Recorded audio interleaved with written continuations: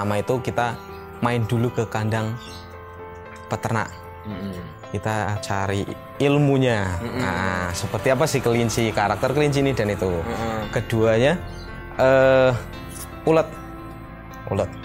Terus untuk pemilihan biar kita berjalan seperti awal pengalaman saya itu, kita beli kelinci yang lebih baik. Untuk lebih baik kita beli yang untuk siap kawin. Itu tipsnya. Jadi kita lebih cepat mendapatkan hasil dan juga resiko untuk kematian pun kecil kalau dibandingkan dengan kelinci yang segini. Ini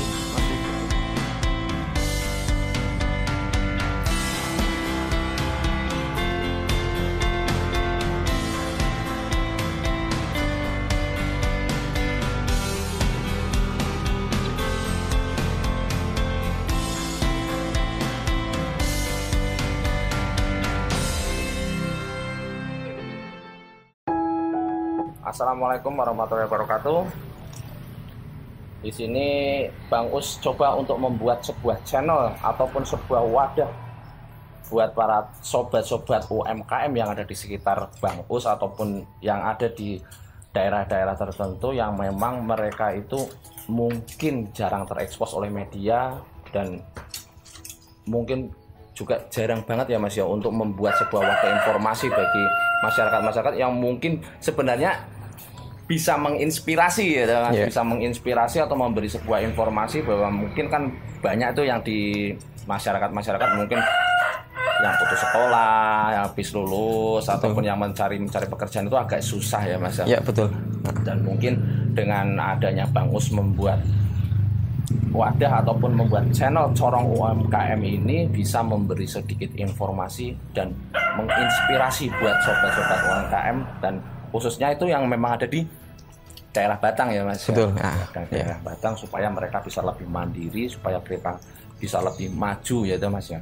Dan nah ini harinya sangat spesial banget ini. Jadi pas hari raya itu ada sebenarnya udah janjian 2 hari yang lalu buat ketemu sama Mas Agus yang memang Mas Agus ini mempunyai sebuah peternakan, yaitu sebuah peternakan kelinci ya. Kelinci dan mungkin kan banyak sih Mas di pinggir-pinggir jalan juga sate kelinci, kelinci. Jadi kan mungkin prospeknya bagus ya, prospeknya bagus sekali. Dan pertama Bang Us ini coba pengen tahu sih Mas, apa ya awal mula kok Mas Agus ini membuat sebuah usaha yaitu peternakan kelinci, dan mungkin Mas Agus kan juga sebelumnya itu mempunyai sebuah usaha yang lain ya Mas ya. Coba diceritakan sih Mas sama sobat-sobat UMKM usahanya Mas Agus sebelumnya, terus bagaimana kok bisa menjadi seorang peternak kelinci ya itu Mas. Ya, untuk sobat UMKM, nah, pertama saya memperkenalkan diri ya untuk Mas Agus. Ini kedatangan Bang Us dari sobat UMKM.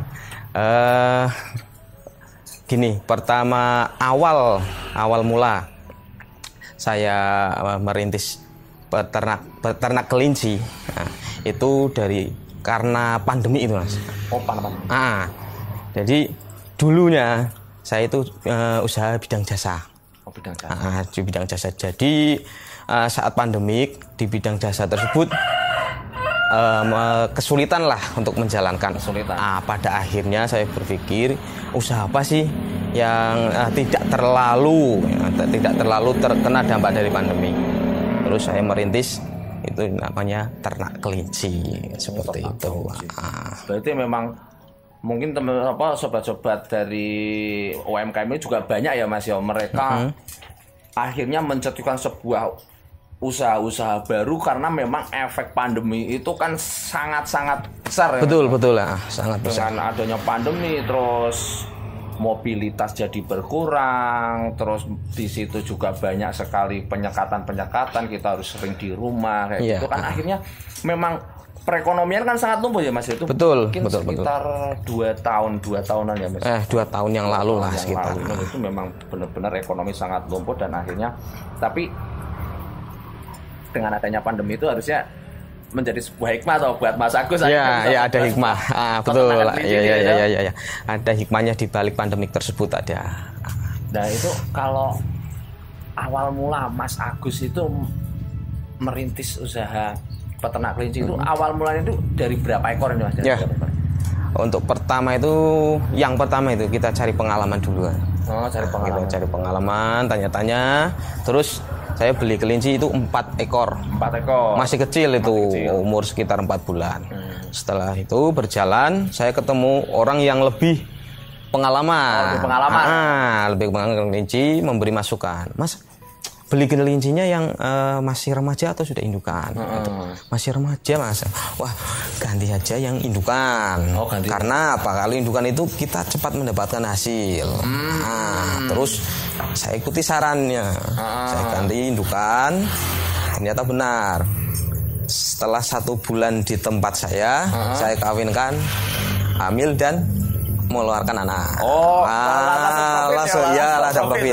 Dari situlah saya langsung ini harus berkembang.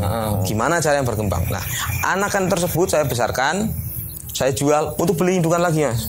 Jadi seperti itu dan berkelanjutan sampai sekarang. Itu kalau dari ibaratnya dari kecil sampai nanti dia bisa benar-benar siap ataupun mapan menjadi sebuah indukan, itu prosesnya berapa bulan Mas tuh? Ya, kalau mulai dari kawin ya, kawin pertama itu 1 bulan untuk hamil melahirkan, terus masa dari mulai melahirkan sampai nanti lepas dari indukannya anakan itu tersebut itu sekitar 2 bulan, berarti 3 bulan lepas dari indukan. Nanti kita breeding, jadi sampai umur 6 bulan nanti sudah siap kawin untuk betinanya. Berarti 3 bulan itu berarti prosesnya 1 bulan dia hamil, terus 2 bulan dia memang sudah lepas ya. Nunggu 6 bulan untuk sampai umur 6 bulan 6 bulan mapan untuk menjadi sebuah indukan. Jadi prosesnya memang agak lama Iya. Tapi itu nggak apa-apa. Mungkin dari ceritanya Mas Agus saja dari 4 ekor loh sobat. Dari 4 ekor sekarang ini ada berapa nih Mas? Ini sekitar indukan 40-an. 40 ekor. 40 ekor dari 4 ekor menjadi 40 ekor. Itu kalau di sini kan itu banyak Mas ya. Ada yang itu apa yang boleng-boleng gitu ya, tutul, terus ada yang putih polos, ada yang coklat. Ini yang kalau yang putih kayak gini itu memang indukan itu memang khusus buat pedaging atau apa ya Mas? Ini kan emang kalau rasnya itu kan ada NZ, Haila, Haikul, itu emang ras pedaging. Ras pedaging. Terus ada rek itu ya yang untuk bulu-bulu yang halus yang di luar ada bulu karpet gitu. Tapi juga bisa diperuntukkan untuk masuk kontes dengan kriteria yang harus ada kriterianya. Dan itu mungkin tertentu untuk nyampe ke membuat sebuah kelinci kontes itu mungkin itu lebih agak ribet ya. Betul. Mungkin kalau udah breedingnya udah memang benar-benar menguasai, terus cara ibaratnya kalau orang itu ngopenane wis pinter, baru kita akan bermain modifikasi ya teman. Betul untuk kontes. Itu kalau pedaging berarti khususnya kalau di sini memang pedaging, fokus ke pedaging ya. Pedaging. Jadi sobat jangan takut. 4 ekor sekarang dia punya 40 ekor loh sobat. 40 ekor. Itu akhirnya kita akan bertanya ya Mas. Kalau harganya dari segi harga. Dari segi harga itu relatif bervariasi sebenarnya. Relatif bervariasi. Untuk awal mula saya beli masih lumayan mahal waktu itu. Mungkin karena saya belum tahu harga. Lumayan mahal karena mungkin saya belum tahu harga. Belum ada lainnya. Seperti itu. Jadi masih cari-cari ya. Kalau untuk harga sekarang relatif bervariasi lah. Dari umur, dari kualitas kelincinya seperti apa dan jenis seperti itu. Berbeda-beda. Berbeda-beda. Jadi sobat UMKM Bang Us ini harusnya seneng loh punya kenalan langsung, dan nanti kontak personnya taruh di deskripsi Mas ya. Siap. Jadi sobat bisa langsung tanya-tanya langsung gimana sih Mas caranya supaya cepet ya terus penanganannya gimana sih Mas supaya sehat. Nah itu kan mungkin ini Mas kan banyak kendala itu Mas. Coba kalau aku sering browsing terus baca-baca itu kelinci itu kan rentan banget ya Mas dengan yang namanya penyakit. Ya betul. Itu rentan banget. Jadi Mas Agus kan juga pasti tahulah trik-triknya kan. Ini berapa tahun ya Mas menjalankan bisnis ini Mas? Berarti ya dari awal pandemik itu, mulai pandemi ya sudah 2 tahunan lebih lah. 2 tahun berarti Mas, 2 tahun. Mungkin ya wis rada apalah Mas iki. Ya sedikit-sedikit ya meriang kayak opilek kayak watuk kayak dari Mas Agus wis rada paham ya. Dan sekarang itu coba Bang Us meh tanya ya Mas. Kendalanya sih Mas. Kendalanya kalau kita bermain kelinci. Oh ya, seperti Bang Us tadi yang dibicarakan, kalau kelinci itu kan sangat rentan dengan penyakit. Emang betul. Tapi kembali lagi ke diri kita sendiri sebagai peternak. Jadi masalah pola pakan, kita harus teratur memberi pakan, terus mengecek satu persatu kelinci itu sehat atau ada masalah. Biasanya dilihat atau mulai dari kotoran, nafsu makan kan seperti itu. Terus kebersihan kandang juga harus dijaga. Ya, emang kelinci itu memang sangat rentan. Pertama itu biasanya penyakit yang namanya gatal. Kalau bahasa sininya itu gudik. Oh, gudik. Itu pasti ada. Jadi kita harus lebih teliti, lebih rajin-rajin lah kita mengecek kelinci tersebut. Telaten. Kalau kita sudah seperti itu, insya Allah semuanya mudah, nggak ada yang sulit sebenarnya. Kalau dilihat-lihat itu emang kalau kita belum menjalani, wah kok gimana ya? Ternyata kok banyak kendala. Enggak, setelah kita jalani. Karena setiap peternak punya trik sendiri-sendiri kan untuk menyembuhkan kelinci ini seperti ini. Itu pun ada trik sendiri-sendiri, beda-beda kita. Karena mungkin berdasarkan pengalaman ya Mas, pengalaman sendiri dan mungkin sobat-sobat UMKM juga nanti ketika memang benar-benar terjun di peternak kelinci itu lebih tahu karena mungkin kalau di ini kan desanya pesalakan dengan kelembapan sekian mungkin kalau di daerah mungkin yang di atas sana atau yang pegunungan kan mungkin penanganannya juga berbeda. Berbeda. Kalau dari segi pakan Mas, itu kan kalau aku dulu kecil punya sih Mas ya, saya itu dulu punya kelinci, tapi kan kelinci biasa itu Mas. Itu kan kasih makan rumput biasa Mas. Itu kalau yang memang benar-benar untuk breeding seperti ini memang pakannya itu memang masih alami atau memang pakai yang mungkin pelet-pelet itu? Kalau untuk yang alami itu harus, itu wajib. Kita kembali ke habitatnya aslinya. Jadi kita harus kembali ke habitatnya itu apa? Mereka itu kan rumput atau hijauan itu harus. Tapi karena kelinci ini kan kita kandang, jadi kita harus juga memberi asupan nutrisi yang lebih. Berarti kita contoh kita harus memberikan pakan jenis pelet. Nah, di pelet tersebut kan nutrisi kandungannya kan sudah komplit. Jadi itu untuk penunjang gizi dan nutrisinya untuk kelinci tersebut. Tapi kalau alamiahnya harus itu hijauannya harus. Jangan sampai ketinggalan. Nek ibaratnya mosok Mas Agus kon mangan burger terus blengar. Mas Go ya. Betul. Untuk makan sego baru ngomong wis mam bro. Wis mam sego nek mam burger urung. Mam roti urung. Oke Kang Agus, itu kalau dari segi perawatannya itu gimana Mas? Untuk perawatannya secara rutin ya Pak ya.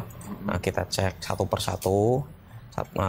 Itu ada kendala apa pada kelincinya, mungkin gatel atau mungkin nafsu makan kurang, jadi kita kasih asupan nutrisi tambahan lagi. Seperti kalau untuk alaminya biasanya saya ada kunir, terusan rempah-rempah yang lain lah intinya yang masuk kepada kelinci tersebut. Berarti nanti buat sobat UMKM yang benar-benar mau ataupun minat untuk masuk ke dunia peternakan kelinci bisa langsung ngobrol-ngobrol wae. Ya betul, langsung datang ke kandang aja. Langsung datang ke kandang. Dan ini memang suasananya santai, jadi buat sobat ya karena nanti ada yang komen, Mas videonya kok suaranya ini memang kita tag-nya itu memang langsung di kandang. Langsung di kandang, betul. Ya. Beda kalau nanti kita sama di studio kan mungkin suaranya lebih enak, tapi kalau ini tak buat di kandang. Kandang langsung. Jadi buat sobat-sobat UMKM biar lebih paling enggak punya gambaran, oh ternyata kandangnya seperti itu, seperti itu. Jadi enggak begitu apa ya, penasaran lah Mas, penasaran. Itu kalau dari segi pakan itu Mas Agus, pelet itu juga nyediakan ya Mas ya? Iya, saya sedia stok pelet. Stok pelet. Itu sebagai apa sih ya? Pemasukan tambahan lah intinya. Seumpama ada peternak lain yang ambil kan. Peternak. Kita kan bisa jual pelet tersebut untuk pemasukan tambahan buat kita. Seperti itu. Itu juga berarti kan kalau memang dari segi perawatan memang karena kelinci ini sangat riskan dengan beberapa penyakit, berarti paling enggak kan punya antibiotik juga Mas Agus ya. Antibiotik juga ya. Kalau untuk antibiotik sih saya pribadi yang apa ya, yang ada itu biasanya untuk pencegahan penyakit gatal, terusan untuk nafsu makan, antibiotiknya seperti itu. Di toko-toko hewan itu kan banyak untuk perlengkapan peternakan itu obat apa segala macam itu ada. Kita tinggal ke toko, kita mau beli apa, pasti insya Allah ada di toko untuk kelinci. Cuma kan kalau mungkin bagi pemula sobat-sobat UMKM ini kan bingung Mas. Iki belinya buat apa sih? Buat obatnya merek apa sih? Mungkin buat sobat UMKM bisa langsung tanya ke Mas Agus aja. Iya, betul langsung kadang aja. Lebih maksudnya tambah sawadara, nambah silaturahmi dan juga nambah ilmu gitu. Apalagi kalau bisnis kayak gini kan pasti butuh link itu Mas. Iya, tetap butuh link. Lah ini kalau dari segi kasih pakannya ini Mas, pakannya itu satu hari apakah memang harus jam sekian dan berapa kali itu? Iya. Untuk pemberian pakan itu seperti yang saya sebutkan dari awal, kita itu harus konsisten dan rutin. Kita punya jadwal sendiri-sendiri ya.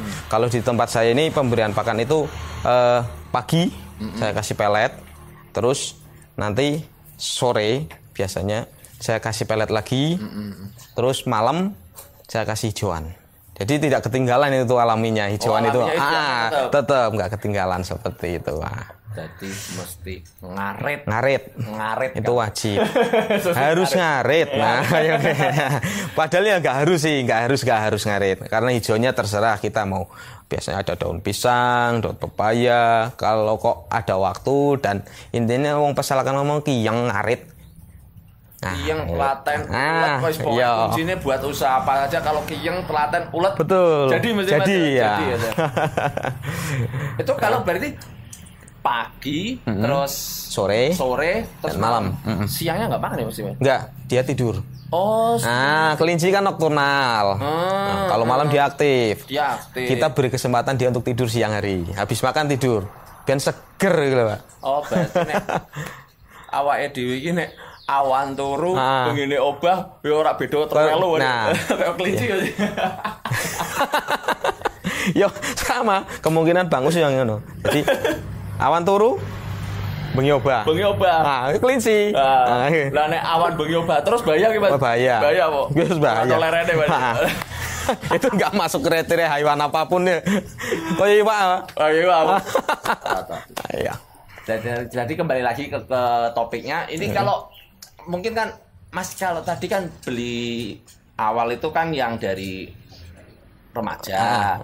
Terus Mas Agus beli lagi yang udah siapan. Itu kalau Mas Agus itu biasanya yang sering katakanlah orang bisa itu kalau dari segi penjualannya itu Mas Agus itu sering yang remaja atau yang dewasa? Sering penjualan. Kalau untuk penjualan kita kan juga hitung-hitungan pakan ya Mas ya. Hitung-hitungan pakan juga karena kita pakannya beli. Yang sering saya jual itu ya biasanya yang masih remaja, anakan. Jadi lepas dari induk, udah saya kan kalau line penjualan saya di medsos ya, online kan. Lepas dari induk langsung saya foto, saya pasarkan di online. Terus kalau kita mau harga yang lebih lagi, biasanya kita besarkan sedikit umurnya dengan kondisi yang kelinci yang sehat, kita besarkan. Itu nanti untuk pasar yang lebih. Terus pasar yang ketiga itu yang final stok ya Mas ya, itu dagingan. Daging. Untuk yang dipotong masuk ke rumah makan. Itu berarti nanti itu kita pilih yang afkiran. Jadi sudah tidak bisa masuk ke breeding seperti itu, sudah tidak bisa masuk di pasar-pasar untuk hias-hias. Kita masuk ke final stok kita potong. Misalnya. Berarti langsung katakan ini udah akhiran, udah mungkin kalau katakan itu juga berarti nggak beda dengan ayam ya Mas ya? Ya, kalau memang bebek ayam itu kan kalau sudah dia nggak mau bertelur udah kan langsung bleh Mas ya? Potong. Oke. Nah jadi kalau mungkin Mas Agus kan itu kalau semua dijual itu yang di-keep buat stok indukan itu berapa persen biasanya Mas? Nah untuk biasanya saya ambil 1 atau 2 ekor dari satu indukan. Seumpama kok beranak 9 atau 8. Saya pilih, saya sortir, saya ambil 1 atau 2 ekor yang masuk buat kita untuk regenerasinya. Jadi tidak saya jual semua. Kalau kesulitannya Mas Agus ini kesulitannya mungkin kan kesulitan kalau mungkin sobat-sobat UMKM pemula untuk masuk ke dunia peternakan ini kesulitannya itu biasanya kan Mas ini kalau saya sudah punya kelinci terus kelincinya sudah lahir saya jualnya di mana ini Mas? Ya. Gitu. Itu sudah biasa itu saya dengar dari pembeli, tapi insya Allah saya bisa bantu untuk lainnya, untuk penjualan seperti itu. Untuk lain penjualannya nanti bisa kita sharing bareng, nanti saya bantu juga.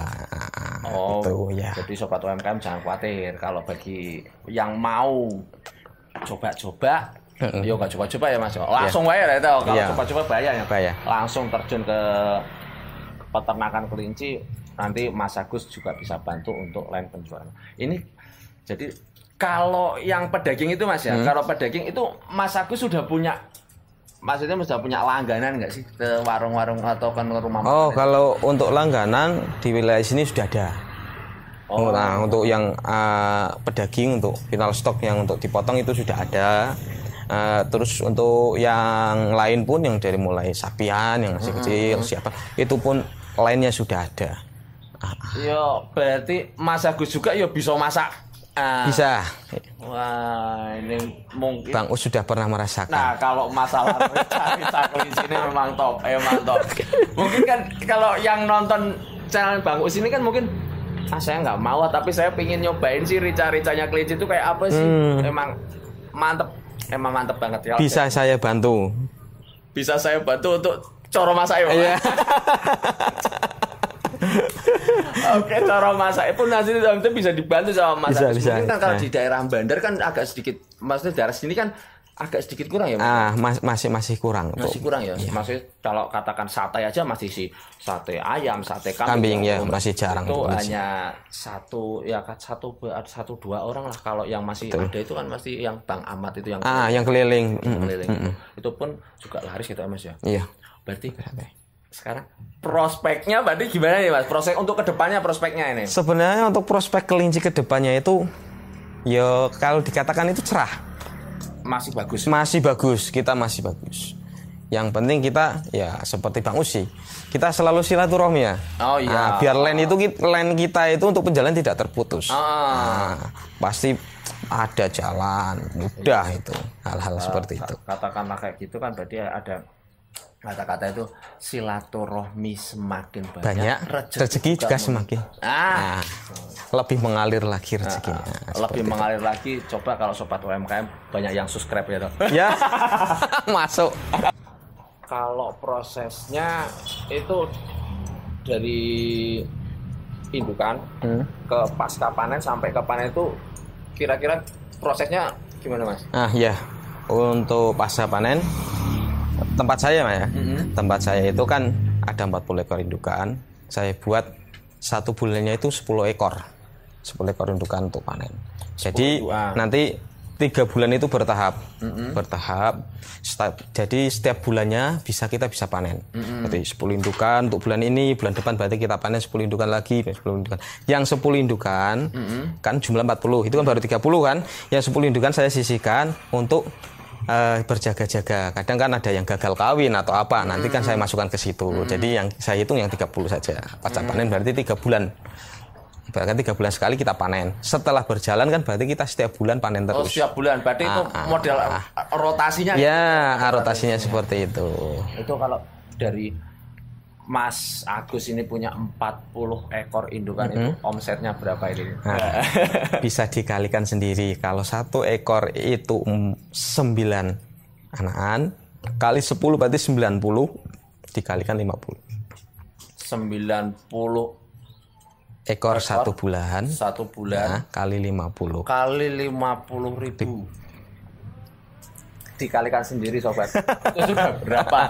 Nah, itu baru 10 ekor loh setiap bulannya ya. 10 ekor. Kalau kita punya lebih dari 100 ekor indukan, silahkan kalikan sendiri. Wah, gila. Ya kan? Nah, seperti gila, itu. gila. Tapi yang jelas itu berarti kan benar-benar ini ngarite rada ngokol.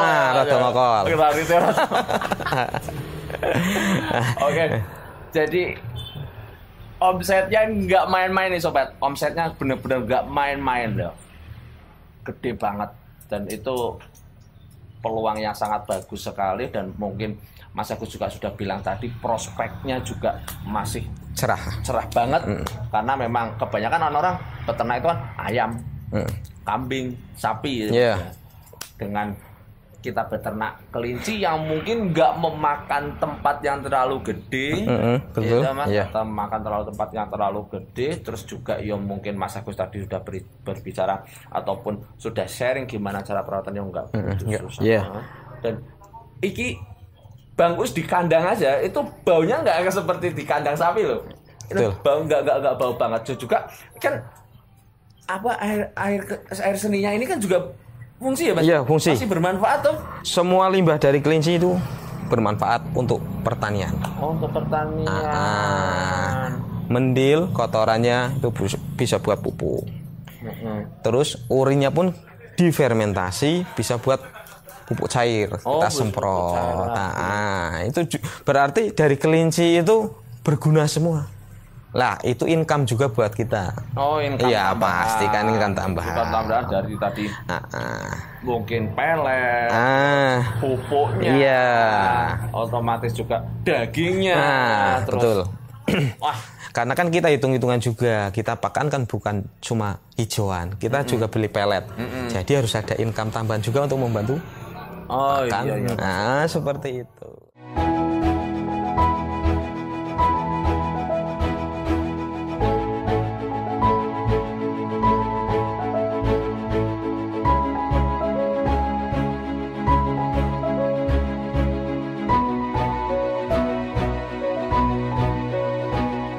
Di kandang saya itu ada 3 jenis ras, jenis kelinci itu Hyla sama New Zealand atau NZ. Nah, turek ini yang bercorak ada warnanya.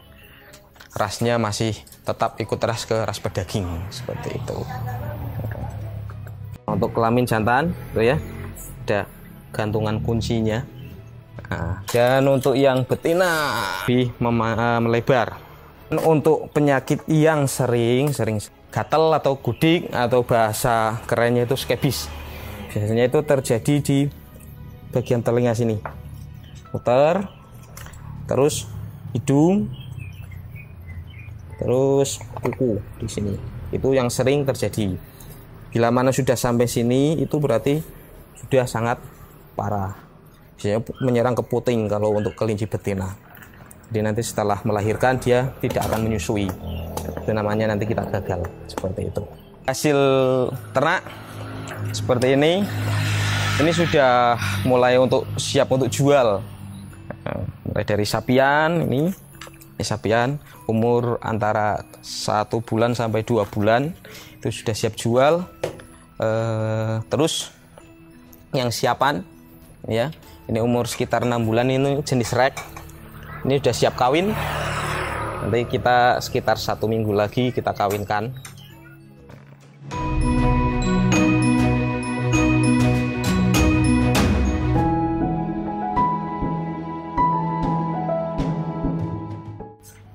Ini berarti Mas Agus harus kasih tips and trick nih buat sobat-sobat UMKM yang benar-benar pengen usaha kayak Mas Agus membuat sebuah peternakan kelinci ya Mas. Ini memang kelincinya bagus-bagus sobatnya. Hitam ini indukannya putih tadi. Tapi nanti dijelaskan juga sih Mas. Iya, ya. Oke Mas, kasih tipsnya. Ya, untuk tips dan trik dari saya, ini pertama itu kita main dulu ke kandang peternak. Kita cari ilmunya. Nah, seperti apa sih kelinci, karakter kelinci ini dan itu. Keduanya ulet. Terus untuk pemilihan biar kita berjalan seperti awal pengalaman saya itu, kita beli kelinci yang lebih baik. Untuk lebih baik kita beli yang untuk siap kawin. Itu tipsnya. Jadi kita lebih cepat mendapatkan hasil dan juga resiko untuk kematian pun kecil kalau dibandingkan dengan kelinci yang segini. Ini masih butuh perawatan, pemantauan yang lebih gitu, lebih intens daripada yang besar. Seperti itu. Oke, sobat UMKM itu sudah dikasih tips and trick sama Mas Agus. Jadi nanti bisa Mas langsung main aja ke kandang ya Mas ya, untuk lebih jelasnya. Dan mungkin video kali ini cukup dulu dari Bang Us. Besok-besok lagi pasti kita akan sambung lagi dengan beberapa pelaku-pelaku usaha yang lain. Dan jangan lupa like, komen, dan subscribe-nya jangan lupa itu ya, buat sobat-sobat. Buat kita itu sama tim itu semakin semangat buat memperkenalkan ataupun mempromosikan teman-teman kita, sobat-sobat kita yang benar-benar pelaku usaha dari bawah. Oke, dari Bang Us mungkin cukup sekian. Salam usaha mandiri, salam sukses buat kita semua. Assalamualaikum warahmatullahi wabarakatuh.